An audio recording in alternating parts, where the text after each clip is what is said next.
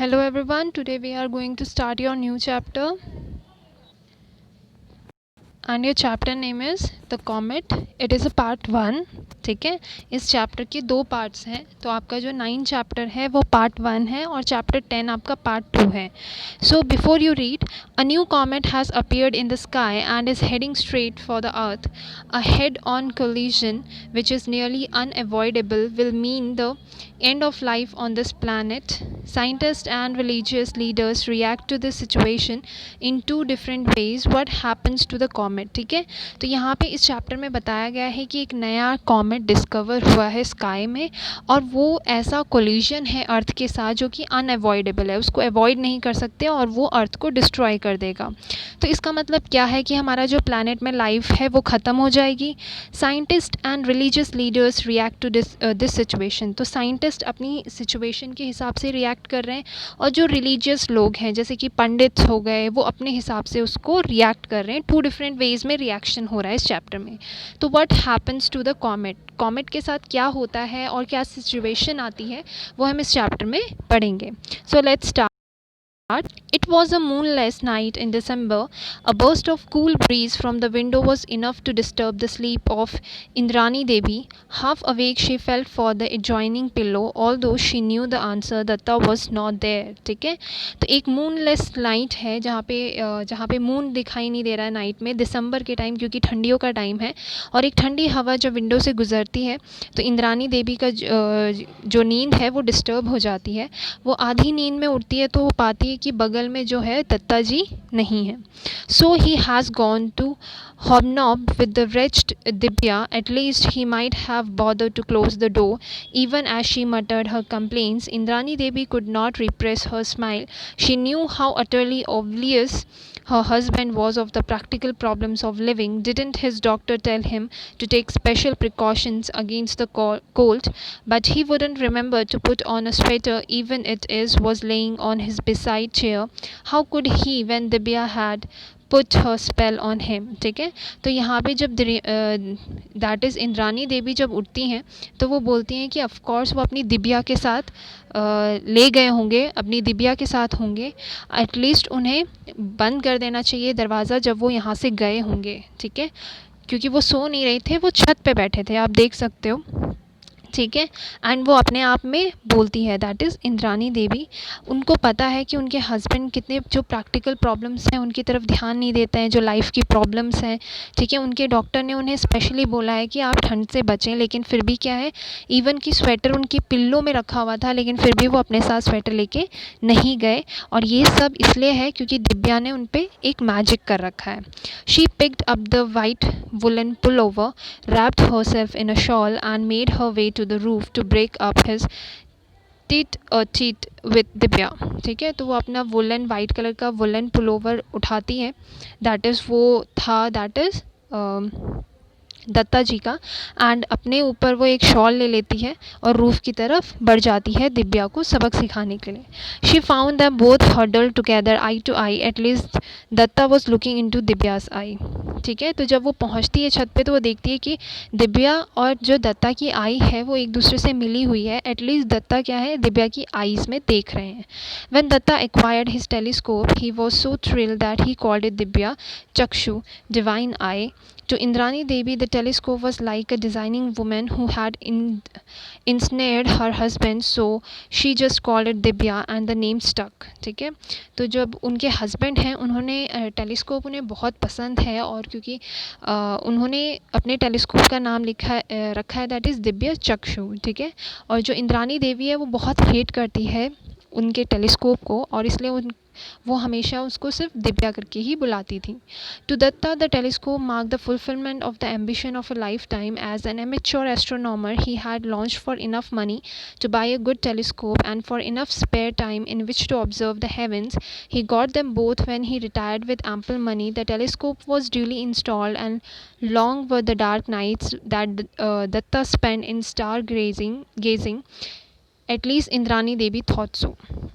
ठीक है। तो दत्ता जी क्या थे, टेलीस्कोप को जो उनकी एम्बिशन थी दत्ता के, उनको कहीं ना कहीं फुलफ़िल करती थी टेलीस्कोप, क्योंकि वो एक एमेच्योर एस्ट्रोनॉमर थे, ठीक है, जिनके पास मनी इतनी नहीं थी। लेकिन जब वो रिटायर हुए तो उनके पास मनी भी आई, और उसी मनी से उन्होंने टेलीस्कोप ख़रीदा, और वो अपना सपना दैट इज़ स्टार गेजिंग करते थे। रात को बैठ के वो स्टार्स को देखते थे उस टेलीस्कोप के थ्रू, जो कि इंद्रानी देवी को ऐसा लगता था। Here, put on this sweater, or do you want Nabin Babu to order bed rest tomorrow, ठीक है। और वो जब वहाँ पे पहुँचती है तो वो बोलती है कि स्वेटर पहनो, अदरवाइज़ जो नबीन बाबू उनके डॉक्टर हैं वो तुम्हें क्या करेंगे, बेड रेस्ट पे बोल देंगे। Like every other amateur astronomer, Datta had a secret ambition that he would one day discover new comet, for comets can be new coming as they do from the remote corners of the solar system. Like planets, comets also orbit around the sun, but their orbits are highly eccentric. So once in a while a comet comes close to the sun. It has a longish tail that it is lit brilliantly by the sunlight, and then it recedes into darkness, not to be seen again for years or for centuries. तो वो एक amateur astronomer हैं, और वो बोलते हैं कि उन्हीं की तरह वो क्या है, उनका भी एक एम्बिशन है कि वो एक नया कॉमेट खोजें। एंड क्योंकि उन्हें पता है कि फॉर कॉमेट्स नए हो सकते हैं, एंड वो क्या रहते हैं, रिमोट कॉर्नर्स में रहते हैं। वो ऐसे कॉर्नर्स में रहते हैं, ऐसी जगहों में रहते हैं सोलर सिस्टम में जहाँ पे उनको ढूंढना बहुत मुश्किल होता है। वो सन के ऑर्बिट्स में होते हैं, लेकिन उनका जो ऑर्बिटिंग का सिस्टम है वो एसेंट्रिक है, ठीक है। एसेंट्रिक मतलब वो अनयूजुअल है, ठीक है, कहीं भी किसी भी डायरेक्शन में वो जा सकते हैं। So once in a while a comet comes, कहीं ना कहीं से कभी कोई कॉमेट गुजर जाता है गलती से, एंड उसको आप देख सकते हो जब उसके पीछे एक टेल होती है जो कि लाइटनिंग होती है, उसका फोर्स इतना ज़्यादा होता है कि वो काफ़ी डार्कनेस में भी बहुत अच्छे तरीके से देखी जा सकती है। What chance did he stand with his 8-inch Divya? Didn't professional astronomers have gigantic telescope? ठीक है, अब क्योंकि इनके पास इतना पैसा नहीं था कि वो एक बहुत बड़ा टेलीस्कोप ख़रीद पाते, तो वो बोलती हैं कि सिर्फ 8 इंच का दिव्या टेलीस्कोप क्या जादू दिखाएगा या क्या करेगा, इसके सामने, जिजनेटिक टेलीस्कोप के सामने इस दिव्या का कोई भी मुकाबला नहीं है। Datta was optimistic. He knew that the professionals, with their pre-assigned programs, would be looking at faint stars and nebulous galaxies. They might miss such an insignificant thing as a comet, which they were not expecting to see anyway.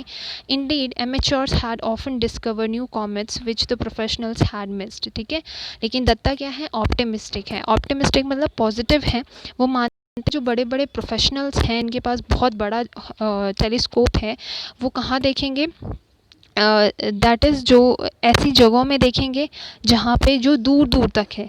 लेकिन उनके पास may be मेरे जैसा telescope ना हो, लेकिन मैं क्या हूँ, कहीं ना कहीं डिस्कवर करूँगा, क्योंकि वो छोटी छोटी चीज़ों को छोड़ देते हैं, और मेरी जो दिव्या टेलीस्कोप है वो छोटी छोटी चीज़ों को पकड़ लेता है, और इसी तरीके से मैं कोई चीज़ मिस नहीं कर सकता। And it look to Datta that tonight was going to be a big night, for against the background of the same old stars, Datta had detected a faint stranger. He re-examined the charts with him, checked his Dibya for any smudges on the optics, did some calculations on his pocket calculator and torchlight. For though absent-minded about daily chores, he was meticulous in his observations. Yes, there can be no mistake. What he was looking at had not been there earlier, and it did look like a new comet. 2 days later, the Ananda Bazar पत्रिका came out with the news. ठीक है, तो यहाँ पे बताते हैं कि जब दत्ता ऐसे ही टुनाइट मतलब रात को बैठे हुए थे छत पे और नाइट स्टार्स को गेज़ कर रहे थे, तो उस दिन क्या था, एक स्पेशल नाइट थी, क्योंकि सेम स्टार्स थे, लेकिन दत्ता ने कुछ अनयूजुअल देखा। उन्होंने कुछ कैलकुलेशंस किए अपने कैलकुलेटर से। उन्होंने अपने ऑप्टिक्स मतलब जो टेलीस्कोप का जो मिरर होता है उसे साफ़ करने की कोशिश करी कि कहीं वो गलत तो नहीं देख रहे हैं। And yes, there is no mistake, उन्होंने एक नया कॉमेट ढूंढ लिया था। और 2 दिन के बाद एक पत्रिका निकली, दैट इज़ आनंदा बाज़ार पत्रिका, और उसमें ये न्यूज़ आई, जैसे कि आप देख सकते हैं, Calcutta man discover new comet from our special correspondent Shri Manoj Datta, a resident on the northern outskirt of Calcutta, has claimed to have discovered a new comet. He has seen the comet on the last 2 nights and has informed the Indian Institute of Astrophysics at Bangalore. of its whereabouts. The IIA runs a 90-inch telescope, the biggest in Asia, at Gwalior. If it confirms Datta's finding, it will be the high point in his lifelong career as amateur astronomer. Datta, as he is affectionately called by his friends and admirers, estimates that the comet would be clearly visible to the naked eyes in the next few months. He gives all credit for his discovery to the 8-inch telescope, which he calls Divya. ठीक है, तो यहाँ पे newspaper में जो headlines थी उसमें था कि श्री जो मनोज दत्ता हैं, यहाँ पे हमारे पास जो ऑथर ने नाम रखा वो था दत्ता, लेकिन उनका पूरा नाम था श्री मनोज दत्ता ने एक नॉर्थन आउटस्कर्ट में जो कि कोलकाता में रहते थे, उन्होंने एक नया कॉमेट डिस्कवर किया है और ये इन्फॉर्मेशन उन्होंने इंडियन इंस्टीट्यूट ऑफ एस्ट्रोफिज़िक्स को दी और उन्होंने अपने एक जिस्नेटिक 90-इंच टेलीस्कोप से जब उन्होंने देखा तो ये कंफर्म किया कि एक्चुअल में एक नया कॉमेट आ चुका है.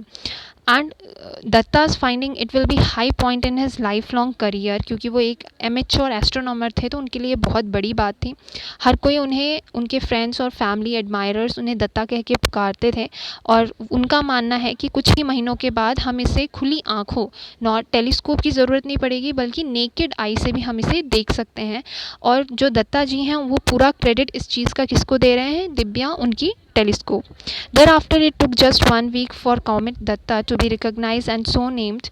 For the IIA confirmed the findings and communicated it worldwide, and according to the accepted practice, the new comet was named after its discoverer. ठीक है, तो उनका नाम, उस कॉमेट का नाम क्या पड़ गया? कॉमेट दत्ता, और हर कोई अब उसे कॉमेट दत्ता के नाम से बुलाने लग गया. This brought in unwelcome publicity to the introvert Datta. There were numerous receptions and functions to attend. Returning from one such ceremony, Datta muttered to himself in disgust, I almost wish I had not discovered this comet. तो उनको बहुत ज़्यादा publicity मिल गई थी क्योंकि उन्होंने एक नया कॉमेट ढूंढ लिया था और वो एक इंट्रोवर्ट थे, वो बहुत शाय थे, उनको बहुत सारे रिसेप्शंस एंड फंक्शंस अटेंड करने पड़ रहे थे और ऐसे ही एक फंक्शन से लौटते समय उन्होंने अपने ही एकदम बहुत धीमी आवाज़ में बोला कि काश मैंने ये कॉमेट डिस्कवर नहीं किया होता तो अच्छा होता. To his surprise Indira Devi agreed, I wish the same though not for the same reason. ठीक है, मुझे भी ऐसे ही लगता है, मैं भी विश करती हूँ, लेकिन इसका रीज़न हम दोनों का सेम नहीं है. May I ask why you wish I had not discover this comet? Datta ask. तो दत्ता जी बोलते हैं कि तुम क्यों नहीं चाहती थी कि मैं कोई कॉमेट डिस्कवर्ड ना करूं? तो यहाँ पे वो बोलती है comets bring ill luck and I wish a good man like you were not associated with the discovery of one. Indira Devi said with concern. तो इंदिरा देवी का रीज़न ये था कि वो चाहती थी, उन्होंने बोला कि कॉमेट क्या है, एक इल लक लेके आता है, मतलब बैड लक लेके आता है, और तुम जैसा भला आदमी, गुड मैन, ऐसी चीज़ें डिस्कवर करे, ऐसा अच्छा, मतलब अच्छी चीज़ नहीं है, ये बैड लक है. Datta laughed, I see that even an MA degree has not cured you of your superstitions. There is no correlation whatsoever with the arrival of a comet and the calamities of the earth. On the contrary, comets have been scientifically studied and their composition is well understood. There is nothing harmful about them. Well, you will soon see. This comet of mine pass harmlessly by causing no anxiety to anybody. In this last comment, however, Datta was not going to be exactly right. तो दत्ता जी यहाँ पे जो इंदिरा देवी हैं, उनकी wife हैं, उनकी बात सुन के बहुत ज़ोर से हंसते हैं और बोलते हैं कि एक MA डिग्री तुम्हारे पास है, लेकिन तुम्हारा तब भी क्या है, सुपरस्टिशन, मतलब जो अंधविश्वास है वो छूटा नहीं है, तुम पढ़ी लिखी हो, लेकिन इसका कोई रिलेशन नहीं है जो अर्थ में हो रहा है, जो क्लैमिटीज़ अर्थ में हो रही है, उसका कोई भी रिलेशन नहीं है उस कॉमेट के साथ. ठीक है, और रही साइंटिफिकली की बात, तो साइंटिफिकली स्टडी ये बताती है कि वो कॉमेट को अच्छे से अंडरस्टूड करेगी, उसका नॉलेज लेगी, एंड इसके बारे में कोई भी हार्मफुल चीज़ नहीं है.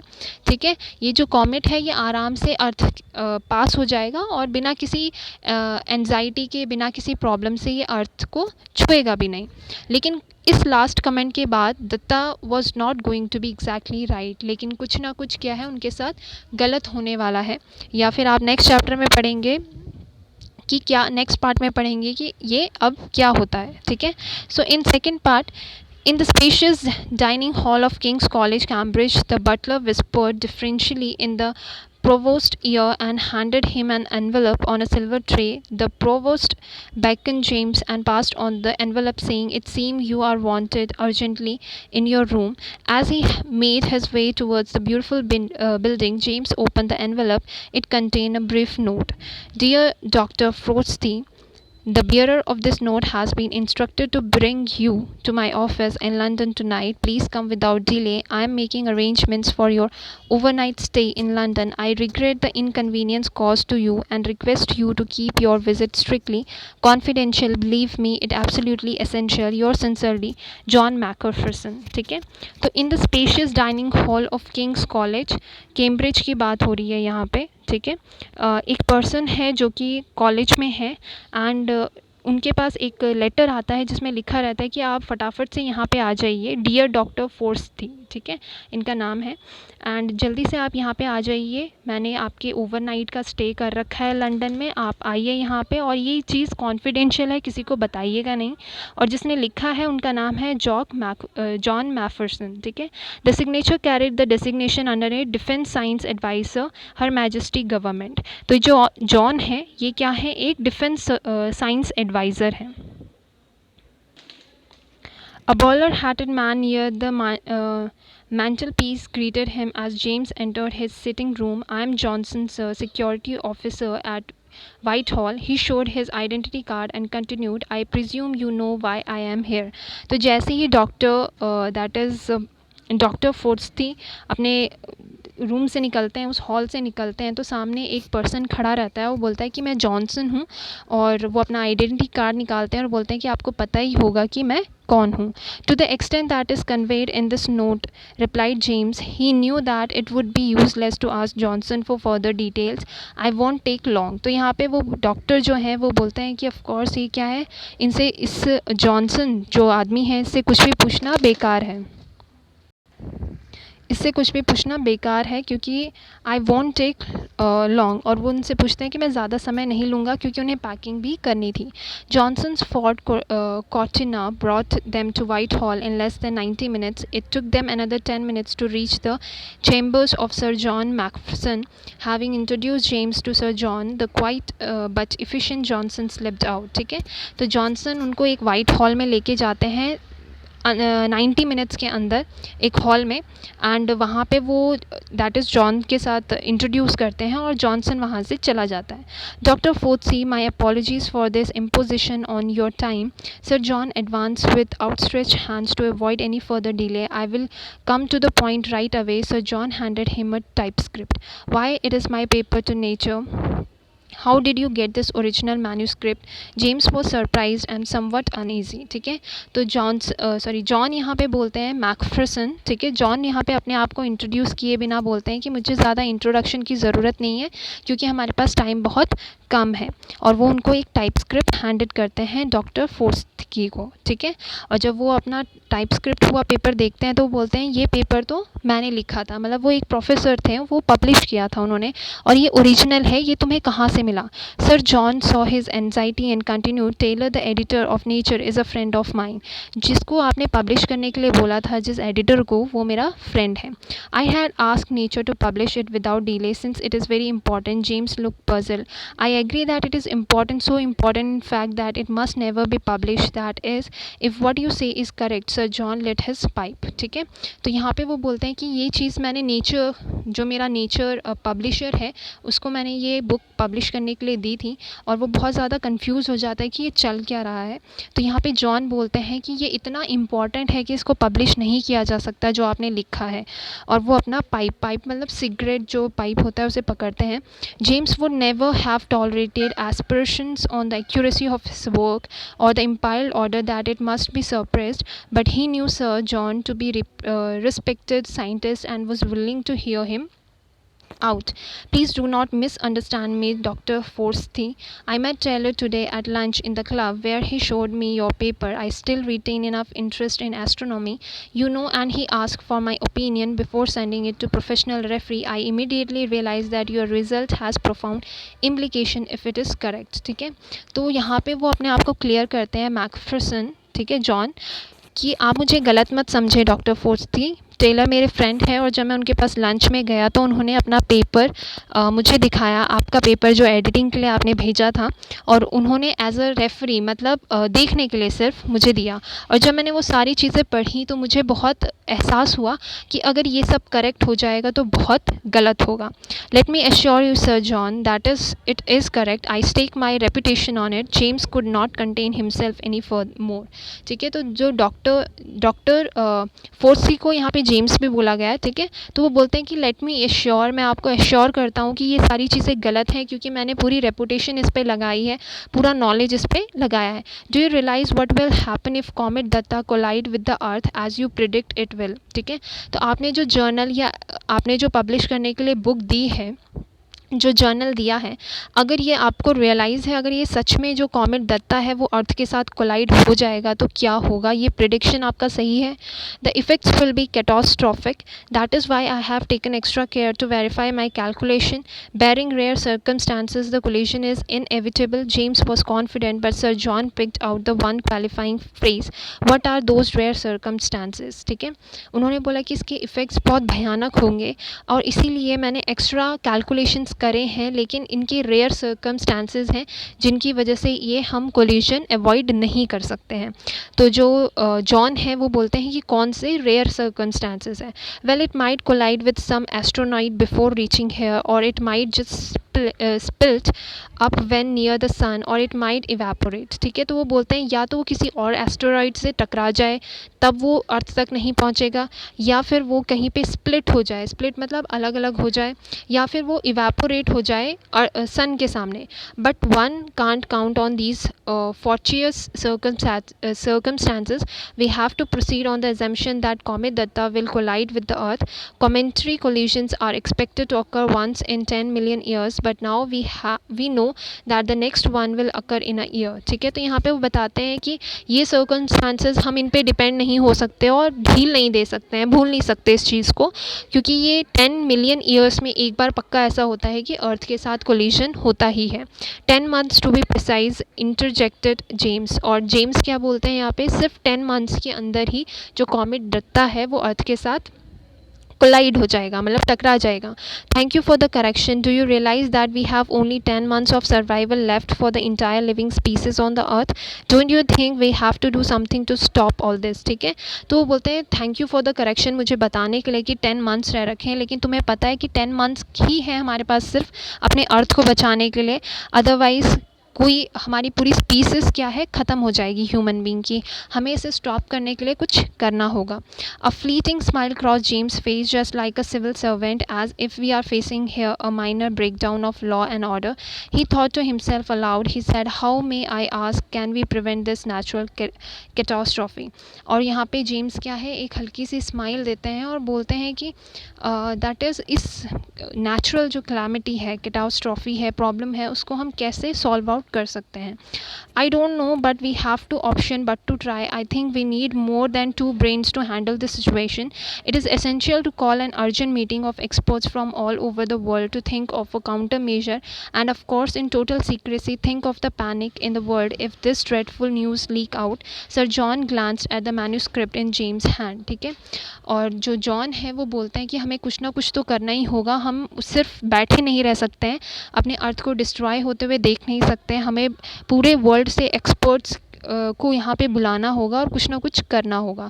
माई suppressing this paper will not hide the truth sir John, James said, there are others who will arrive at the same conclusion sooner or later. ठीक है, तो यहाँ पे जेम्स बोलते हैं कि सर जॉन, आपका अगर मैं अपना पेपर पब्लिश नहीं करूँगा तो एक दिन कोई ना कोई इस कंक्लूजन पे ज़रूर निकलेगा कि हमारा अर्थ डिस्ट्रॉय होने वाला है, और तब आप किस किस को रोकोगे। ठीक है, no do not suppress it but tone it down, add many ifs and buts to make your conclusion appear not so certain. I will exert all my influence with friends in other countries to make them exercise a similar restraint for a while. For how long? Until this wrenched comet is safely out of the way. Let us spend some time now to plan want the details of this international conference, shall we call it in a week's time here? A week to plan such an important secret conference of international experts. James thought it is an impossible task, but Sir John disagreed and began to spell out details. ठीक है, तो यहाँ पे जो John बोलते हैं कि आप अपना पेपर पब्लिश करो, लेकिन इसमें बहुत सारी इफ्स एंड बट्स डालो, मतलब कि ऐसा भी हो सकता है, वैसा भी हो सकता है, ठीक है, लेकिन डालो कि मे बी ऐसा हो जाए, ठीक है, मतलब एग्जैक्ट सिचुएशन मत बताओ लोगों को। और जो दूसरी कंट्रीज़ हैं उनमें भी मैं यही जो इन्फॉर्मेशन है ये पास करूँगा। हम एक वीक के अंदर जो सारे एक कॉन्फ्रेंस रखेंगे, इंटरनेशनल कॉन्फ्रेंस, और सारे एक्सपर्ट्स को यहाँ पे बुलाएंगे। तो यहाँ पे जो जेम्स हैं उनको लगता है कि ये बहुत इम्पॉसिबल है एक वीक के अंदर पूरे वर्ल्ड में से एक्सपर्ट को बुलाना, लेकिन जॉन क्या है इस बात से डिसएग्री होते हैं और सारी चीज़ें एंड डिटेल्स एक तरीके से पास आउट करने के लिए तैयार हैं, ठीक है। तो यहाँ पे इस चैप्टर में दो पार्ट्स दिए हैं, एक तो दत्ता जी के बारे में बताया कि किस तरीके से उन्होंने कॉमेट खोजा, और दूसरी बात बताई है जेम्स एंड जॉन के बीच में जो कम्युनिकेशन हो रहा है, बातचीत हो रही है कि किस तरीके से उन्होंने उस दत्ता कॉमेट को कंक्लूड पे आए हैं कि वो अर्थ से टकराने वाली है। So that's it for this chapter. If you have any doubt regarding these chapters, you can freely ask me. Thank you everyone.